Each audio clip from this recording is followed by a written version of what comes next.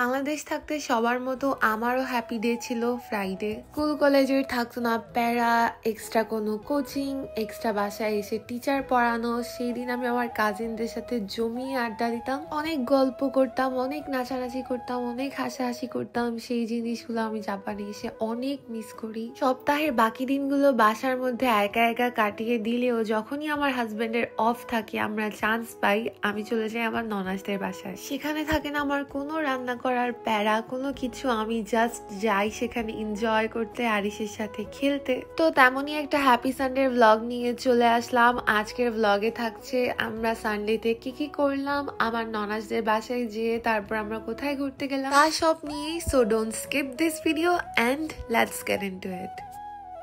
Hello lovely people, আমি Snehan Tales থেকে Sneha and I hope all of you are doing great. তো সেই দিন সকালবেলা উঠে গিয়েছিলাম, আমার ফেসটা কত ডাল। তো এই ডাল ফেসটাকে ইনস্ট্যান্টলি আমি গ্লোই আর ফ্রেশ করার জন্য একটা প্রোডাক্ট ইউজ করি। শুধু ফেসে না, বডিতেও এই প্রোডাক্টটা ইউজ করা যায়, আর সেটা হচ্ছে কোজিসানের এই সোপটা, যেটা আমি ফেস আর বডি দুইটাতে ইউজ করি। আপনারা যদি এই কোজিসান স্কিন লাইটিং সোপটা অথেন্টিক পেতে চান, আপনারা গেট শাইন পেজে নক করতে পারেন। হলে চলেন আমার মর্নিং স্কিন কেয়ারটা আমি স্টার্ট করি। ফার্স্টেই আমি আমার হেয়ার লোশনটা ইউজ করে নিই। যেহেতু শীত পড়ে গিয়েছে, চুলে অনেক ড্যান্ড্রাফ, তাই এটা আমি রেগুলারলি 2 টাইমস করে ইউজ করি। অ্যাপ্লিকেটরটা এত জোস যে অ্যাপ্লাই করা অনেক ইজি। ফুল স্ক্যাল্পে আমি অ্যাপ্লাই করে মাথাটাকে একটু হালকা মাসাজ করে নিই, অত একটা করি না যেহেতু ওয়েট হেয়ার থাকে তখন। তারপর ফেসটা ওয়াশ করার জন্য আমি কোজিসানের এই সোপটা ইউজ করছি। এখন ফেসকে টাচ করার আগে আমি অলওয়েজ হ্যান্ড ওয়াশ ইউজ করে নিই,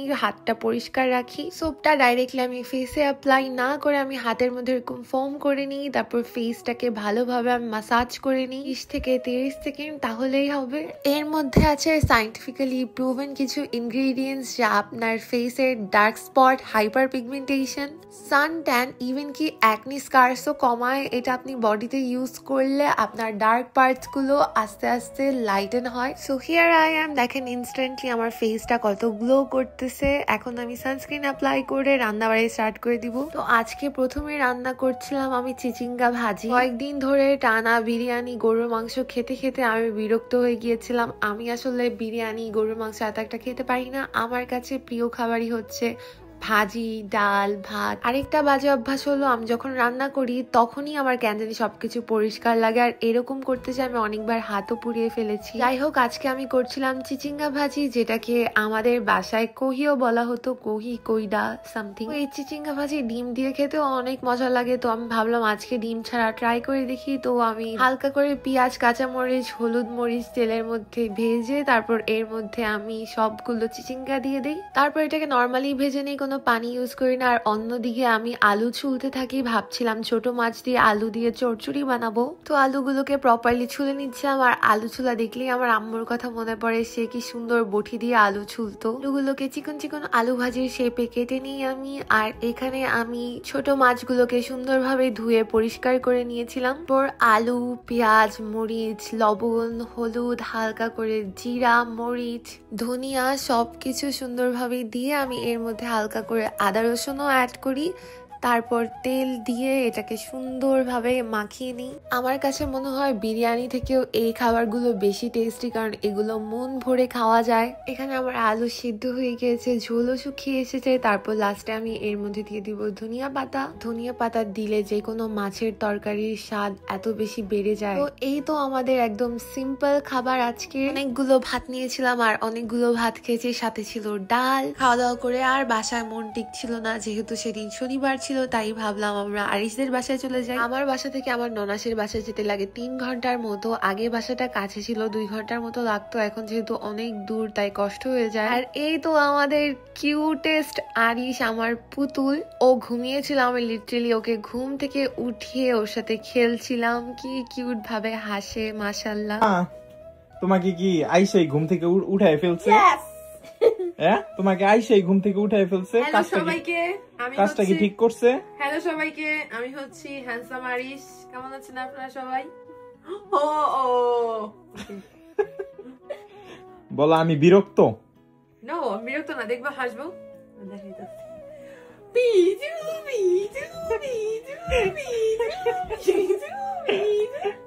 এই কি করো? বলো মামি এত দুষ্ট, আমার চেয়ে বেশি দুষ্টামি করে না? না দেখো মাশাআল্লাহ। এটা তো পুতুল, এটা তো পুতুল। আবার হাসিটা দেখাও দাও সবাইকে।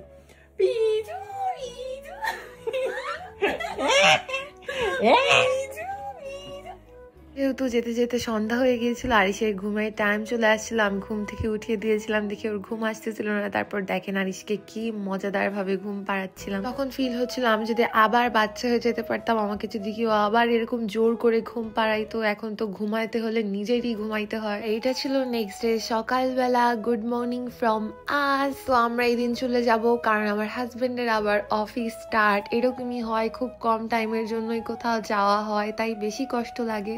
বাসায় যাওয়ার আগে আমার ননাসির বাসার পাশের পার্ক থেকে একটু ঘুরে যাই। এই পার্কটা আমার এত ভালো লাগে, তাই রেডি হয়ে সুন্দরভাবে লাল পরি হয়ে ঘুরছিলাম। ড্রেসটা আমার স্কিন কালারকে আমাকে এত সুন্দরভাবে কমপ্লিমেন্ট করছিল। ড্রেসের কোয়ালিটিটা এত সুন্দর, শুধু ড্রেসটা যে সুন্দর তা না, এটার প্যান্টের ডিজাইন, ওড়না সবকিছু এত সুন্দর লাগছিল। আর এই ড্রেসটা আমি নিয়েছিলাম হচ্ছে ইয়াশাস কালেকশন থেকে। এই ড্রেসটা যদি আপনারাও নিতে চান, আপনারা এই পেজে নক করতে পারেন, তাদের কাছে এই ড্রেসের আরো কালার্স আছে, পেজটা মেনশন করে রাখবো। আর আমার চুড়িগুলো নিয়েছি হচ্ছে আমি গ্লো শাইন থেকে। তো আমাকে দেখে লিটারালি একটা জাপানিজ এত তারিফ করছিল, ওইটা আপনাদেরকে দেখাই।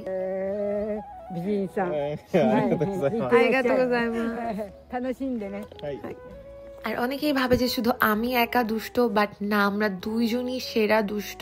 একসাথে থাকলে মনে হয় যে কোনো বাচ্চা কাচ্চা একসাথে থাকতেছে এরকম। আজকে আপনাদের ক্লিয়ার করে দিলাম, ও আমি একা দুষ্ট না, ও হচ্ছে আমার থেকেও বড় দুষ্ট। জাস্ট আমারটা দেখা যায় আর ও লুকিয়ে রাখে। কি করতেছিল?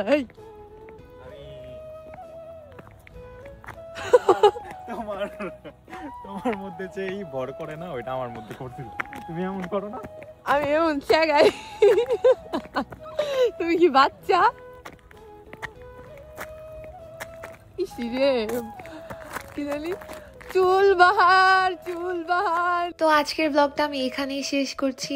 আমার এই ভিডিওগুলো ভালো লেগে থাকলে আমার পেজে একটা ফলো করে দিবেন, একটা লাইক দিয়ে দিবেন। Thank you for watching.